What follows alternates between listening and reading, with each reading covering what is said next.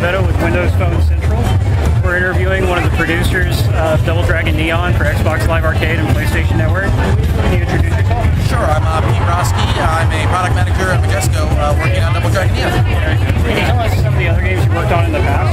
Sure, one of my favorites is Blood Rain Betrayal last year with the same team at WayForward doing Double Dragon. I worked on Psychonauts, I work on Zumba, I work on Cooking Mama, I'm all over the place. Alright, well let's move on to Double Dragon. What made you want to resurrect Double Dragon? WayForward, the kings of resurrecting old franchises and making them bold, came to us after we did Blood Rain and said, we want to do Double Dragon. And we said, okay. We went and talked to the licensor, we made it happen, and here we are at E3 showing it off. Okay, and what past Double Dragon games have influenced this one? All of them. You'll see clearly at the beginning of the game that the first is definitely one of the bigger inspirations, but we like to throw nods to each game throughout. So peppered within is the entire franchise, Love and Earth. Are there any references to the movie? Not that I know of, and God, I hope not. Yeah, perhaps that's for the best. What were you shooting for with Neon's art style? Honestly, the lead designer on the game, the director, I guess, he was watching a lot of Big Trouble in Little China, and there's definitely some Kim Cattrall, Kurt Russell looks going on there. But we actually we have a guy named Genzo Man, very big online. He has a huge DeviantArt following, great artist. WayForward knew of him. They reached out, asked him if he wanted to work on it, and he designed everything himself. So we took his style, he tweaked it a little bit to fit our 80s vibe, and it created this beautiful monster. Let's talk about the soundtrack. Can you just tell me a little bit about it? It's incredible. Jake Kaufman, goes by the name of Bert, has been doing soundtracks for WayForward, amongst others, forever. He's really great, and he's really outdone himself this time. It started with him redoing Double Dragon classic themes amazingly. And I thought we were done. Just this weekend, I got an entire file of MP3s chock full of brand new songs. Feel like they were ripped out of the 80s. Lyrics, instrumentals, dance songs, ballads, metal songs, everything you can imagine. Beautifully thrown in the game. And will you be making the soundtrack available for download or purchase? In some way, shape, or form, yes.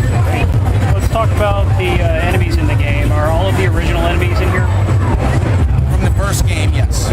So even, we haven't seen Willie, the machine gun guy. He's also in there. Willie, the boss of the original game, Willie, he had a machine gun. I think he does. Actually, don't quote me on him. I'm not sure, to be honest. Maybe I'm wrong. I'm sorry. The general enemies are there. The bosses are another story. I'm sorry. Definitely a Bobo. Good. He's the most memorable.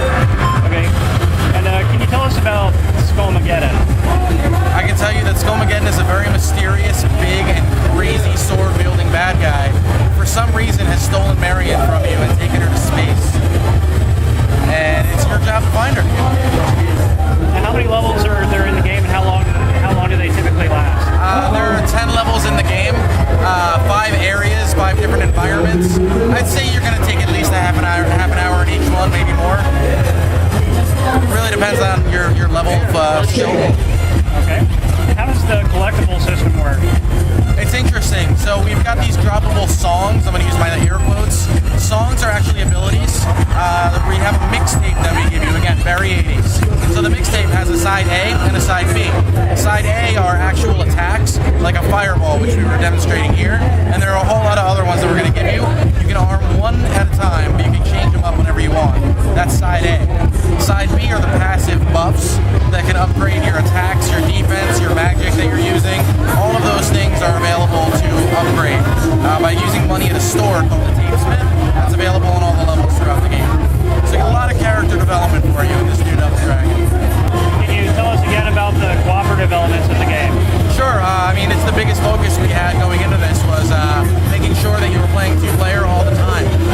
We're calling it Pro-Op because it's such a dude's game. So Billy and Jimmy should always be together. We've got our high-five system. They have to be together. So we have co-op all the time, on the fly, drop in, drop out, online and local. What do the high-fives actually do? They're essentially buffs. The one high-five will actually take the life meters of both of you, split them equally. So say one of you is doing really well, one of you is dying, well, now you're both doing mediocre. One of them is an area of attack where you chest bump and knock all the enemies in the area down. One of them is an attack buff, which gives you both double attack damage for a very limited time. You get a little Hugh Lauren there's the Steel Energy, the jerk move as I like to call it. If you're going to be a jerk to your friend, you can press down on the right analog stick, give him one of these, pull it away, tell him he's too slow, and when he falls on his face, he loses health. What about if a player runs out of life? They're able to help each other? Absolutely. This is one of those things we actually noticed in games like Castle Crashers, and we really like this mechanic.